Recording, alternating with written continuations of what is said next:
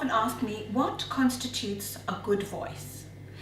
The interesting thing is that a good voice draws no particular attention to itself. It simply works efficiently, effectively, smoothly, and holds people's attention from the first to the very last word. That quality of a good voice is something that everyone strives to have and use their voices in such a way that the whole wheel is working smoothly and efficiently without taking attention away from the message to the voice itself. The wheel consists of 8 separate sections, and strategically we always start with how you represent yourself and how you build relationship with others. Let's start with representing yourself. When you speak, you create an ambience about who you are, what you believe in, what you're interested in, and what draws people's attention to you. When you sound a certain way, then people are either drawn towards you or they'll move away from you. If there's any distraction, disturbance, or distortions in your vocal impact, then they'll start to make assumptions about you that would not really be in alignment with who you are, what you do, and how you want to come across. So when we start to work with voice, we measure this on the voice wheel, your representation, and work out what potential there is in your voice that you are not yet using. When it comes to relationships, once again, your voice needs to strike the air in a certain way so that people are drawn to you and will follow through on your message. I often talk about holding your space and holding your vocal space so that you sound in control, but at the same time in connection with other people. So it's managing yourself as well as drawing other people towards you in this vocal relationship. In relation to vocal volume, it's not just a loud voice that we're talking about here.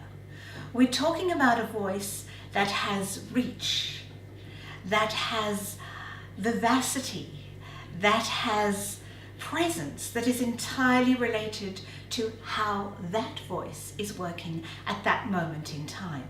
So you're not talking about shouting, you are talking about releasing the voice so that it sits between you and the person to whom you're speaking, so that they can catch what you're saying and have a moment to respond.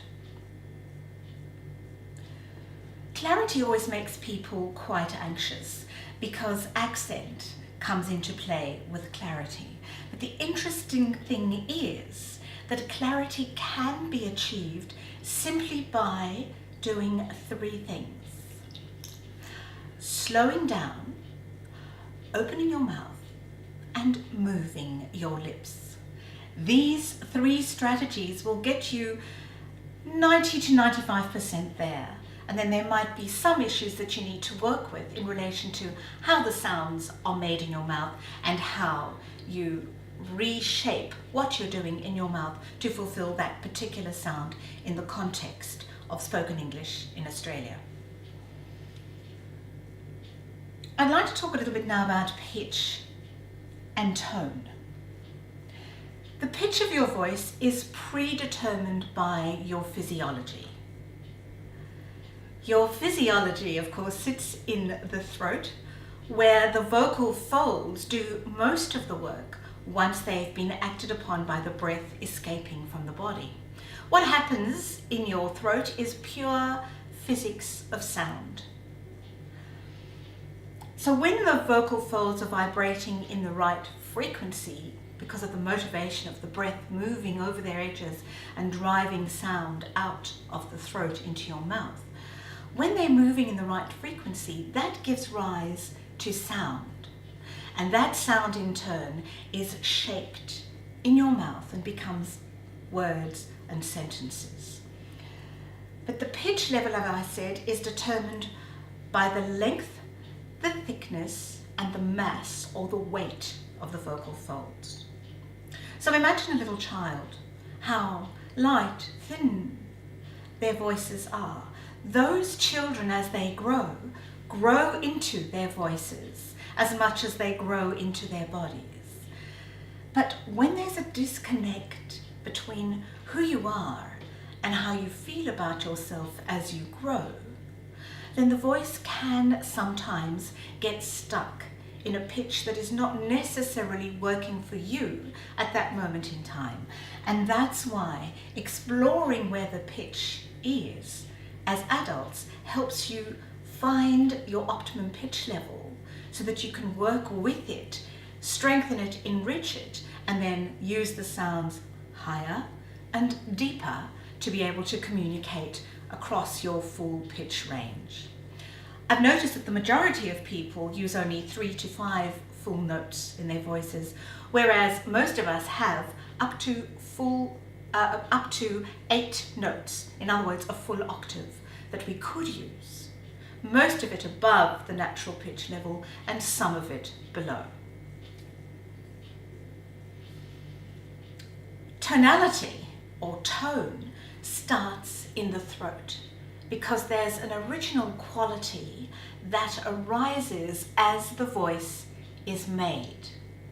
Sometimes it might relate to words like warmth, approachability, sensitivity, strength, purpose, power, just depending on how that voice originally sounds. Now, all of those words that I mentioned to you have both strengths and weaknesses attached to them, because you want to be able to have a full-bodied voice that can be both powerful and engaging.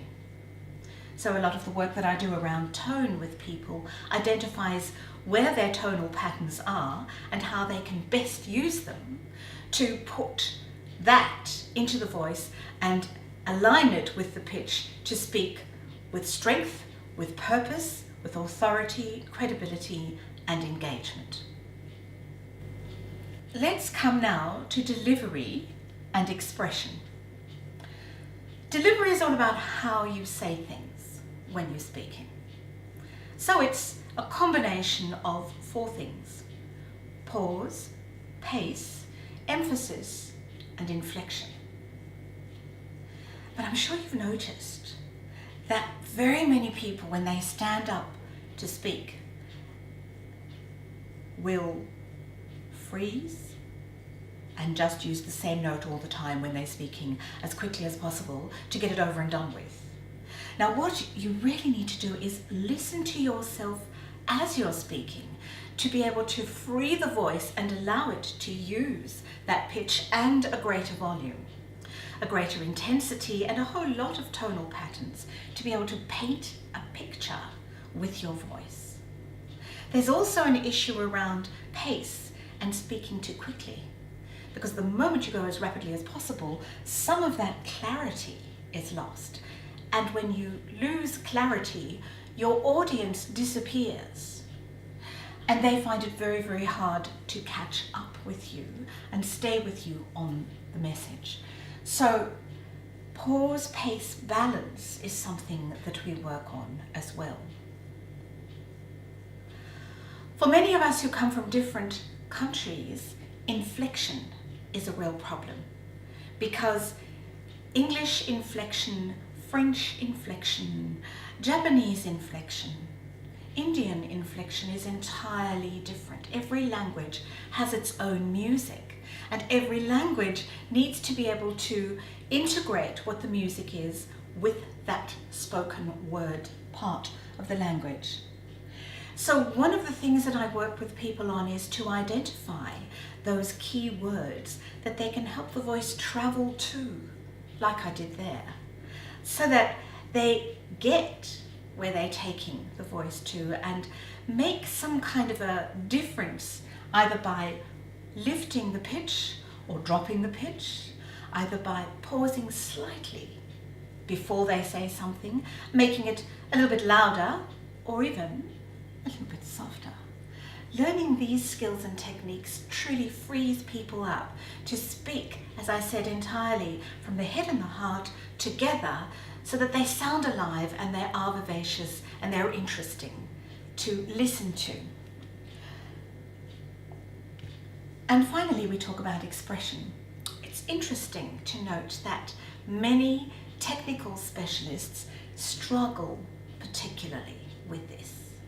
They struggle with it because they're aligned with having things structured and formed and organized and put in tabular form or in a list.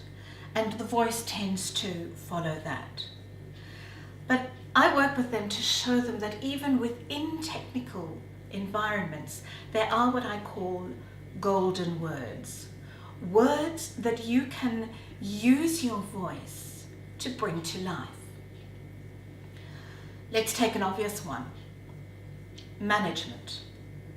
How boring and dull was that? But if you say management and give it a bit of movement, or management and give it a slightly different flavor, then that word stands out from the rest of the sentence and people will be drawn to it.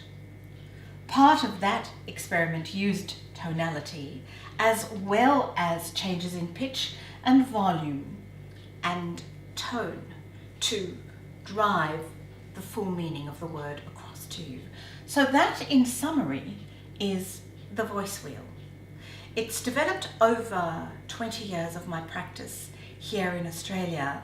I formalized it in 2007 by registering it as a trademark, and now all my assessments and all my coaching work revolves around putting each voice on this wheel, understanding, most important of all, where your untapped potential lies and how you can use your voice to best represent yourself and build lasting business relationships.